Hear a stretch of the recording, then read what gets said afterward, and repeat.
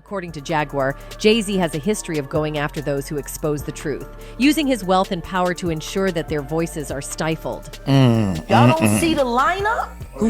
Yeah, we see the lineup. I'm just waiting to see who's next. Jay? Y'all don't see the lineup? What is up? What is up, YouTube? I'm not ready, man. Check it out. I hit the wrong button, so I said I thought I'd be ready by the time we get this thing together. But check it out, man. Samuel Jackson. What's up, Samuel? He one of the cool ones. Him and Denzel Washington. Man, look, I don't care. I really don't care if you like kissing on boys or men, or every now and then you want a candy cane or whatever the hell y'all want to call this mess. But your talent, I'm talking about the talent.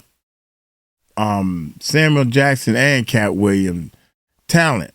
You notice how I just said them two, right? Steve got some talent also, but Steve talent is more in gathering people together. He don't have no raw talent. You know, if you get a bunch of people to write your lines, your jokes, and you get up there and deliver them, you're a good delivery boy. You know what I'm saying? His radio thing is pretty good also. But anyway, Samuel Jackson tried to warn Katt Williams about Steve Harvey. Steve Harvey put a hit on him. What? Nah, there's some bull. That's clickbait. I already know that's clickbait. Steve Harvey done put him. Katt Williams. Y'all already know. Look, I'm gonna let y'all know, man. Katt Williams and that little Allie Carter girl. She might be telling a bunch of lies, but a lot of stuff she's saying coming true. Just like what Katt Williams doing. A lot of stuff coming true, baby. So, hey, y'all hit that subscribe button, man. Hit that bell. Let's check this bad boy out.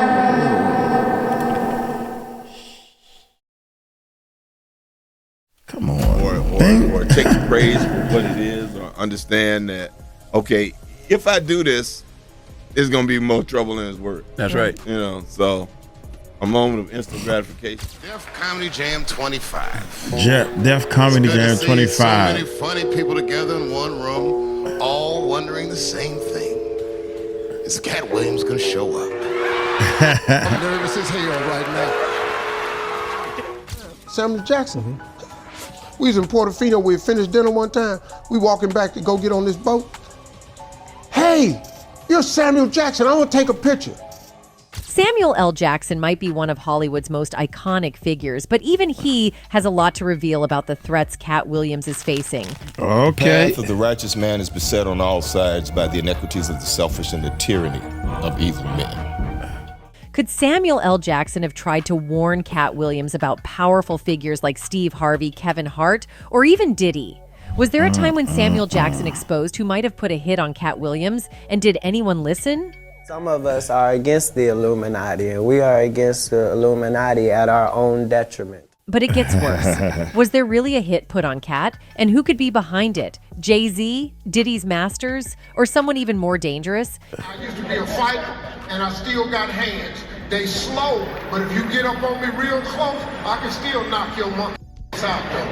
I just don't have the quickness I have. Katt Williams has long been known as one of the funniest, yet most controversial comedians out there. But recently, he's been raising concerns not about his comedy, but about his safety. From explosive beefs with other celebrities to breaking down into tears, Katt has hinted at forces working against him in ways that are downright terrifying. I'm just going to go ahead and announce my retirement from stand-up. I'm kind of done. So what exactly is going on? Katt Williams has never been one to shy away from controversy. But things took a dark turn when rumors began swirling that a hit had been put out on him. Could it really be true that someone wanted Katt Williams dead? And if so, why? Sources have pointed fingers at Jay-Z, saying that the mogul had every reason to want Katt silenced. Who gonna turn down $50 million? Now, I've had to turn down $50 million 4 times. 4 times. Four just times. to protect my integrity and that virgin hole I was telling you about. While Katt has been vocal about the industry's dark side, his life took a strange and dangerous turn in the years following his rejection of that $50 million contract. Several incidents raised eyebrows, leading many to wonder if Katt was being targeted by higher powers. In 2016, Katt's home was broken into and valuable items were stolen. The burglary came just days after Katt had made yet another public statement against Hollywood's elite, prompting many to question whether this was a warning. The incident was followed by a series of violent altercations that Katt found himself in, often claiming that he was being set up. But the most chilling incident occurred when Katt announced his retirement from stand-up comedy.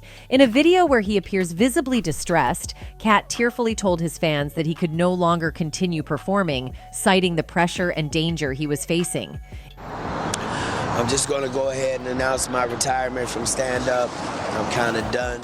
In any case, aside from his home getting attacked, Williams has also been repeatedly jailed throughout his career, something he claims is a calculated attempt to quiet his outspoken nature. According to various internet sources, Williams has been arrested 17 times. 17 Though in a recent times. interview on Club Shay Shay, the comedian himself claimed that the number is closer to 30. Each of these incidents seems to contribute to the narrative that powerful forces are out to get him, a theory that Williams has echoed in numerous interviews. The first of Williams' high-profile arrests occurred in November 2006, when he was detained at Los Angeles International Airport for carrying a concealed firearm. Though he pleaded guilty to the charge, the punishment was relatively light, a $250 fine and 3 years of probation. However, the comedian's legal troubles didn't stop there. In a series of incidents that followed over the years, Williams' arrest record reads like a Hollywood script full of bizarre twists and shocking turns. 3 years after his airport arrest, Williams was involved in a disturbance at a Walmart parking lot where police confiscated firearms from his vehicle. Though he wasn't charged, the comedian publicly labeled the event a witch hunt, expressing frustration that authorities seemed intent on finding fault with him wherever possible. This feeling of being targeted would surface again just a month later when he was arrested in Atlanta for allegedly breaking into a home and stealing $3,500 worth of jewelry and collectible coins. Williams vehemently denied the charges, but he was eventually charged with burglary and trespassing, securing his release on a $40,000 bond.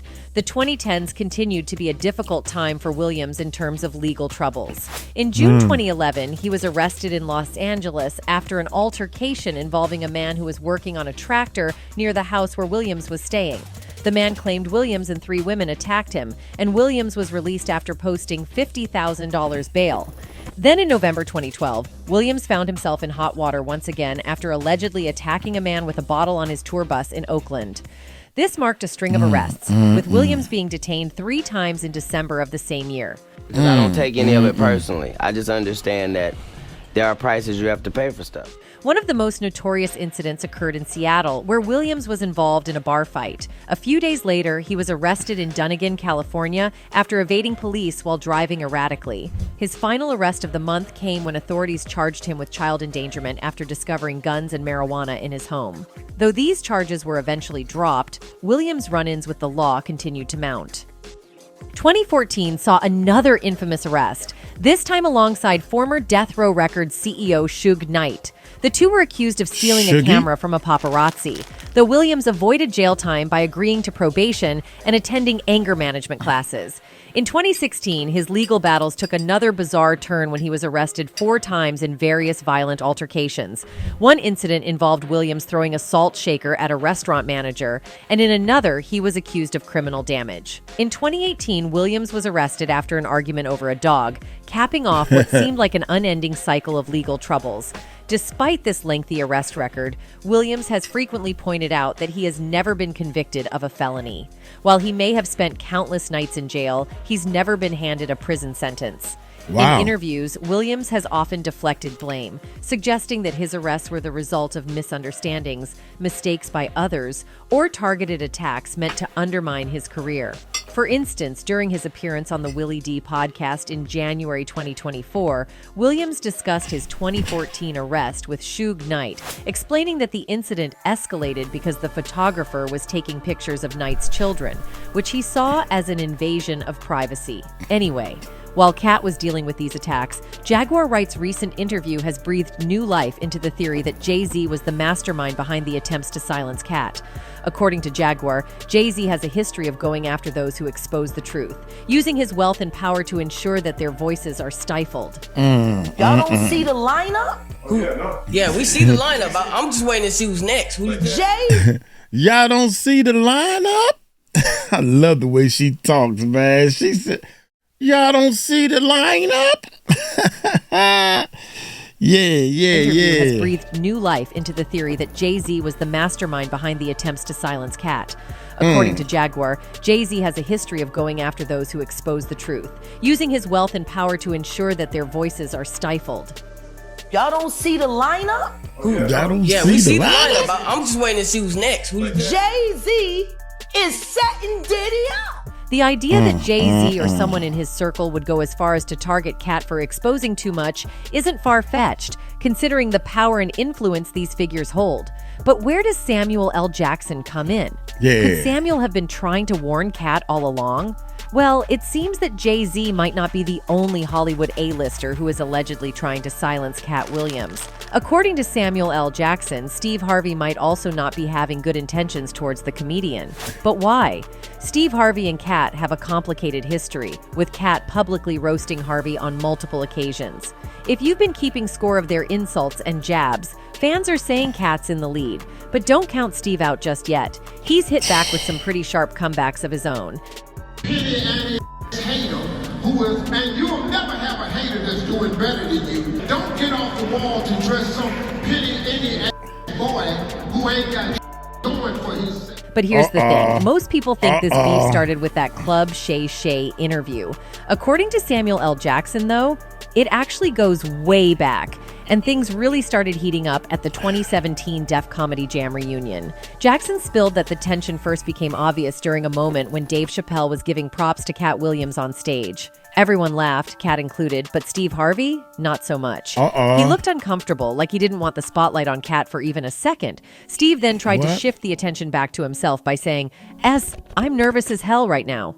But Dave wasn't having it. He kept talking about Katt, shining the light on his fellow comedian. Clearly frustrated, Steve jumped in again saying, but let me ask you this. When have you ever seen this many heavy hitters all together at the same time in the same room? Once again, trying to divert the attention. Now, maybe fans didn't pick up on Steve's little move, but people in the industry sure did. A lot of insiders, including Samuel L. Jackson, were pretty disappointed.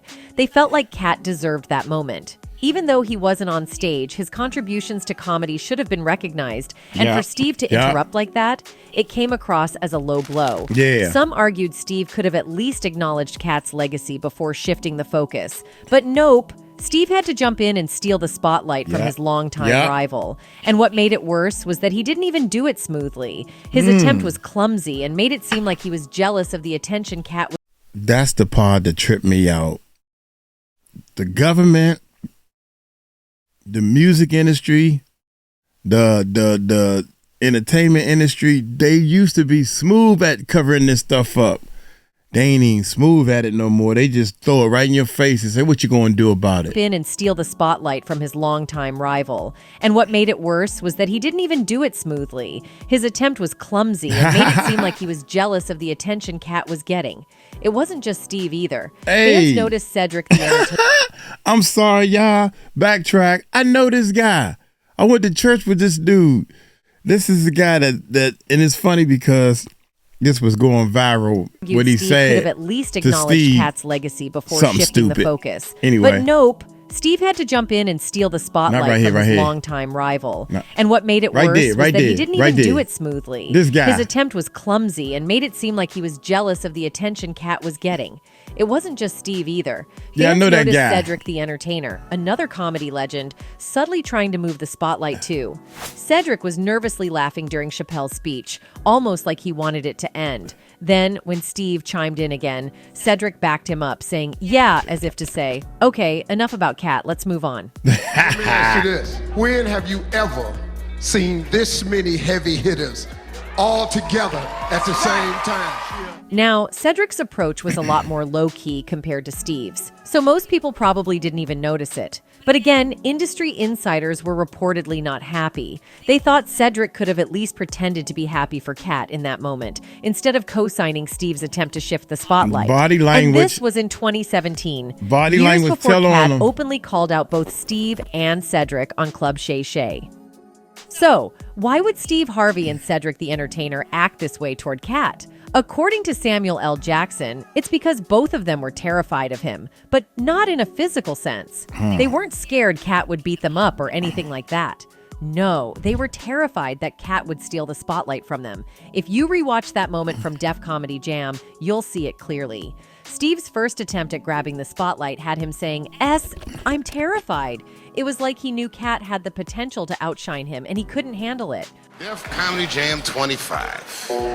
It's good to see so many funny people together in one room, all wondering the same thing. Oh, wondering Is this. Katt Williams gonna show up? I'm nervous as hell right now. Word on the street is that Steve Harvey isn't just playing coy when it comes to Katt Williams. He's downright scared of him. Samuel L. Jackson allegedly spilled the tea, claiming that Harvey and Cedric the Entertainer are both running scared because, well, Katt is simply a better comedian. Katt him. Come on now. Forget Steve. Let's just knock them out one by one. Forget Steve. Where is Cedric? Dude, don't get me wrong. Okay, the only reason why you know about Cedric the Entertainer is because he's right there by Steve, kissing Steve behind, right? Kissing Steve behind. That's right, I said it. I mean, he did a couple of movies by himself. I can't even remember. Oh my, I just watched it because it was supporting a brother type thing. Yeah, that's why I watched it. It was kind of funny. It was a low budget type movie, so I'm learning how to shoot videos, so I'm getting good camera angles from the amateurs. At least they know camera angles, but the acting wasn't all that great. Yeah, come on, man. Katt Williams compared to Cedric is a no-brainer.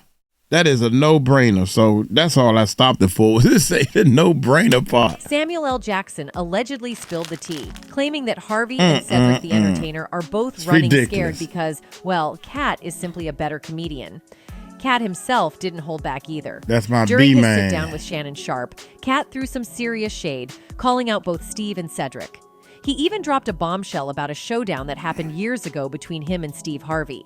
And spoiler alert, Katt came out on top. This so-called comedy battle went down in 2008 at the Championship of Comedy. Although the event wasn't promoted as a face-off, Katt decided he had enough of Steve's antics and made it one. He absolutely roasted Steve on stage, cracking jokes about Steve being bald and rocking a man's wig. And let's be real, at that time, most folks had no idea Steve was secretly rocking a high-top fade on national TV. People were obsessed with his hair. Men everywhere were jealous of his perfectly lined-up hairline, while their own hairlines were retreating quicker than they could book a barber's appointment. Damn. Steve's high-top fade was his signature look, the crown jewel of his TV persona.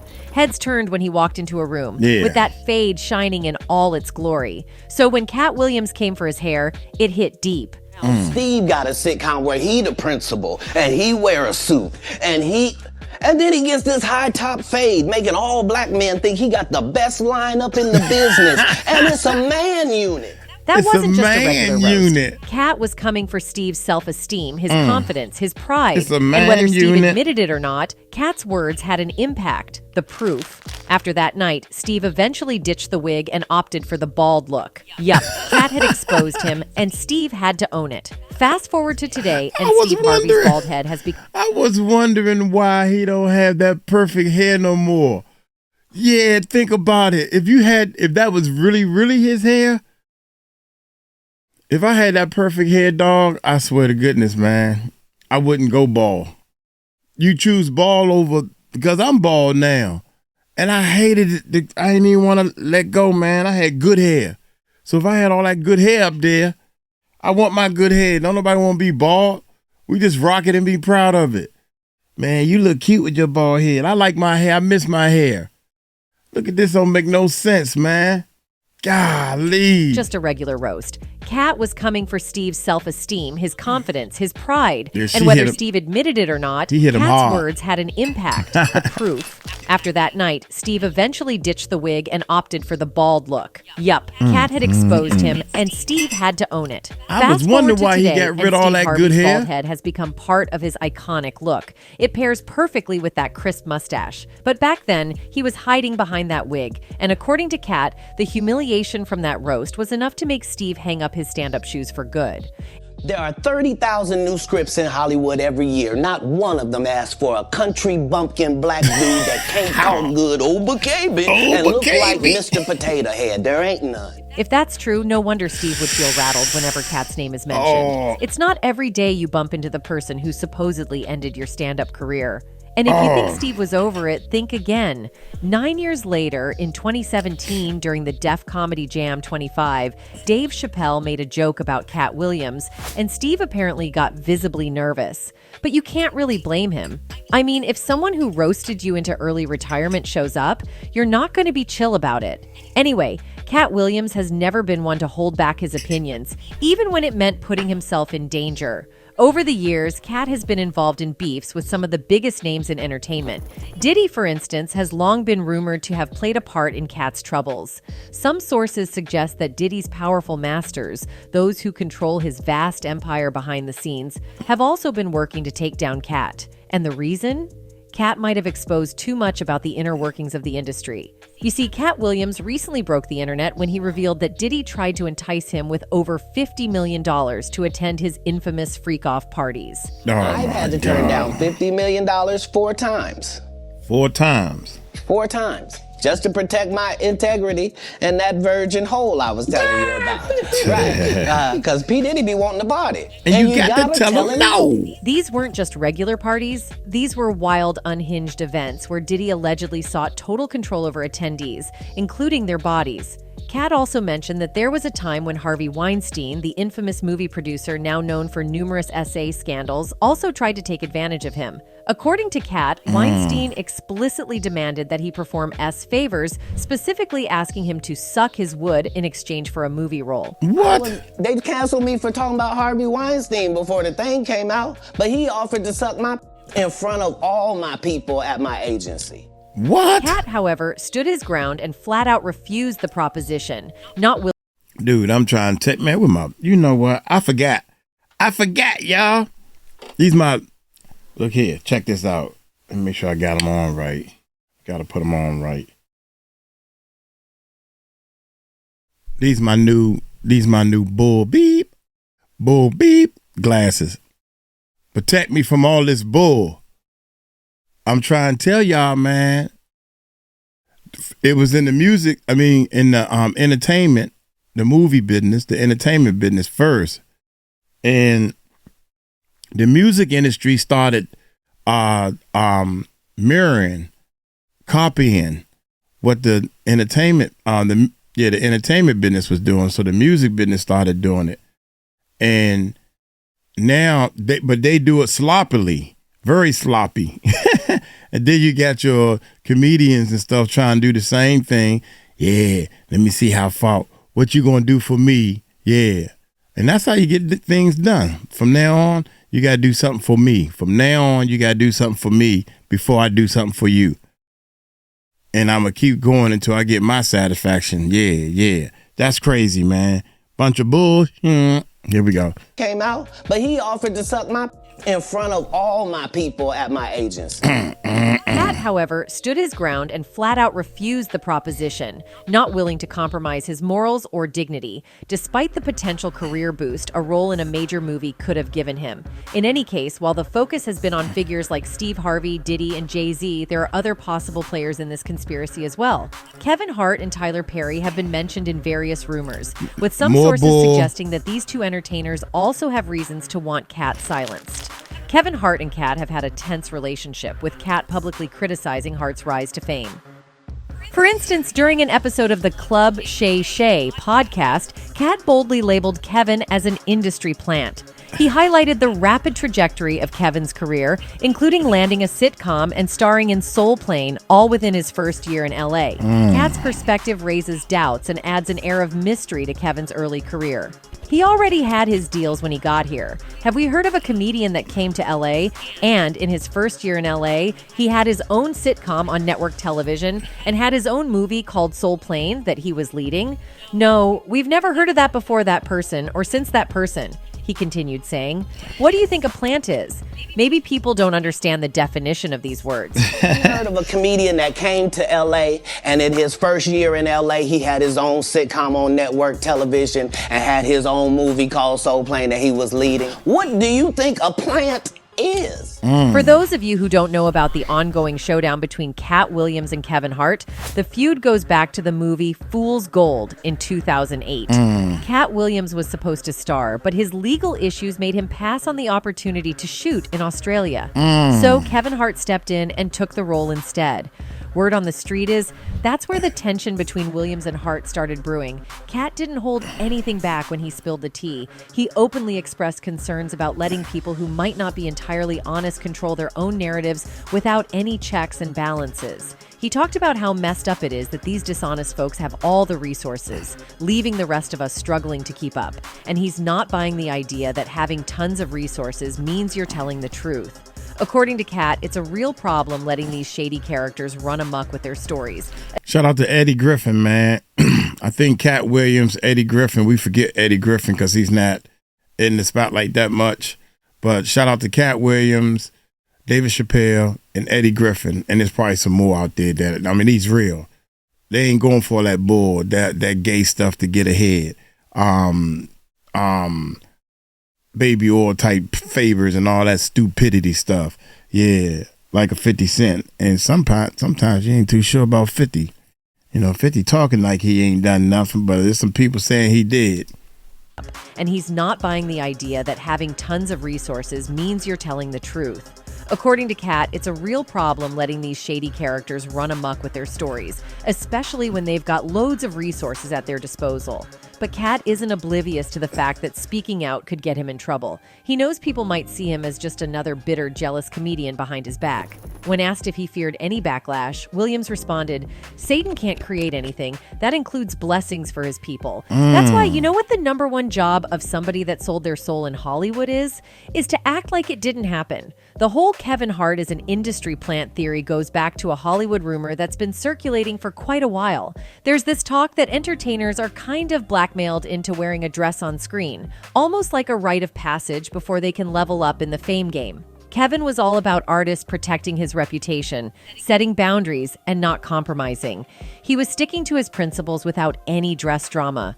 When the topic of wearing a dress for a role came up, Kevin was clear. Nope, haven't dealt with that dress situation. You gotta know your limits and keep your brand intact. He was all about avoiding anything that could harm his image. Kevin even mentioned turning down a request to do something silly on a talk show because it wouldn't fit his brand. He was all about protecting it. I haven't ran into to put on the dress. I mean, you know, you have to have boundaries. You have to have limits that you refuse to cross. But here's where it gets interesting. Just a year later, boom, Kevin's on an SNL skit rocking a dress. Wasn't even Oscar nominee, Kavenshané Wallace. Fans were not having it. Accusations of selling out and being fake started flying around. But here's where it gets tricky. It wasn't even funny, man. Everybody, dude, there's so many people that don't even remember what that skit was about. See, I just remember the one guy told me, he said, I just remember everybody keeps showing that part, but I don't know what the skit was about. I don't even know what show it came from. Yeah. Y'all let me know what was the skit about. Y'all long comment people. That's crazy. He came out there. You have to have boundaries. You have to have limits that you refuse to cross. But here's where it gets interesting. Just a year later, boom, Kevin's on an SNL skit rocking a dress. 9-year-old Oscar nominee, Kavenshané Wallace. Fans were not having it. Accusations of selling out and being fake started flying around. But here's where it gets tricky. Kevin, in defense mode, starts saying nobody forced Martin Lawrence into Big Mama's house, or Tyler Perry into Medea, or Jamie Foxx into Wanda's dress. It was a choice, according to Kevin.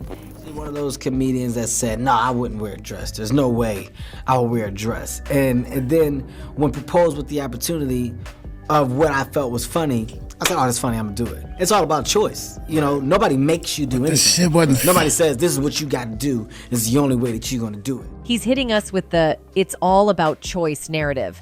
But then here's the part that tripped me out. He sat there and said, I saw the skit, it was funny. So I said, well, let's do it. Nah, dog. The skit was nowhere near funny. In fact, if y'all look at one of Kevin Hart's skits that was not all that funny, but it was okay. All right, I give you a pass on that one because I know it's more coming. You know what I'm saying? You sitting there, every joke can't be a 10. Every joke is not going to be a 10, but you're going to sit there and be like, okay, because there's more coming. You know what I'm saying? But that thing right there was a bomb. When he first stepped out there on that set with that blue ugly dress on and that stupid thing on his head and waving his hands like that, that joint it was whack. Then it just went downhill from there. Yeah, I'm serious, man. I'm serious. That's crazy. You know, nobody makes you do anything. Right. Nobody says this is what you got to do. This is the only way that you're going to do it. He's hitting us with the bullshit. It's all about choice narrative. But then there's this counter argument floating around. People are saying it's not just a matter of choice. Kevin himself wasn't okay with the idea before the money talks began. When the cash starts rolling in, suddenly integrity takes a back seat. It's like money becomes this magical thing that makes people do stuff they swore they'd never do. And truth be told, when that paycheck comes into the picture, folks tend to reveal their true colors. Anyway, after he did the dress thing, his career went through the roof. He became the highest paid comedian ever, raking in cash like no one else. It's like the dress move was the golden ticket to success in the comedy game. People might argue about the sacrifice of integrity, but at the end of the day, Kevin's laughing all the way to the bank. As for Tyler Perry, Katt has never shied away from pointing out the issues he sees. And that's, I mean, don't get me wrong. I mean, I'm down with that. You know, if it's all about if it's all about laughing all the way to the bank, you know.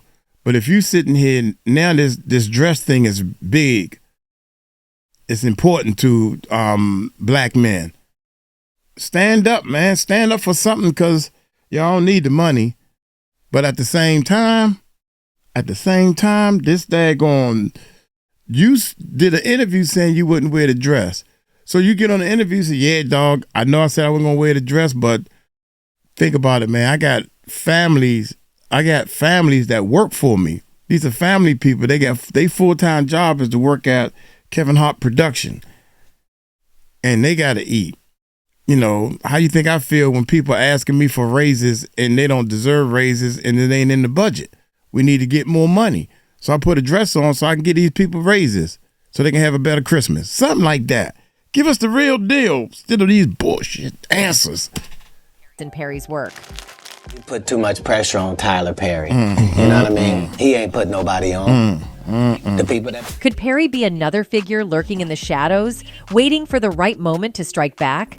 With all these powerful figures possibly working against him, Katt Williams' life could be in more danger than we realize. Samuel L. Jackson's warning may have been a subtle attempt to protect Katt, but the question remains, who put the hit on Katt Williams? Was it Jay-Z, Diddy's Masters, or could Steve Harvey be more involved than we think?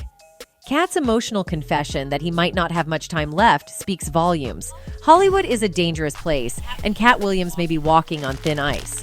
But one thing is certain, he's not backing down anytime soon. As we continue to explore these connections, it's clear that Katt Williams is more than just a comedian. He's someone who knows too much, and that might just cost him everything. Anyway, that's it for this video, folks. Bye. That's crazy. If you have a business, I don't know, let's say a restaurant, and this one guy come in driving a decent car, he come in at least once, twice a week, eat at your restaurant. Bring his family, bring his business people in, eat at your restaurant. Always give big tips, always talk to the owners, whatever. Then you got this one guy that he don't like for something completely different. He comes into the restaurant and next thing you know, he started telling you all his business and everything and telling you all the stuff. Now the whole restaurant is looking at this guy like he's the bad guy. And he ain't do nothing but straight up lied on him for everything. You gonna believe the guy that you knew first. And they're like, dude, I didn't do nothing. If anything, you see how he made all this money and he keep coming here? It's because he stole from me. He robbed from me. And I got the receipts. That's why I look like this, because he stole. In fact, we get ready to close on the case, and I'm about to win on the case and get all my money back. He stole it. Yeah. That's how the music business is in Hollywood. They get up in your face and show you all this stuff, but behind the back, they all this bull, man. I seen it. I ain't seen all of it, but I got receipts. Anyway, man, shout out to Katt Williams. These bull glasses, this my bull glasses, man. Bull sugar glasses. There you go. I'm gonna get on up out of here, man. Hey, y'all take it light, take it slow. Y'all tell them Uncle Mike told you so. Peace out.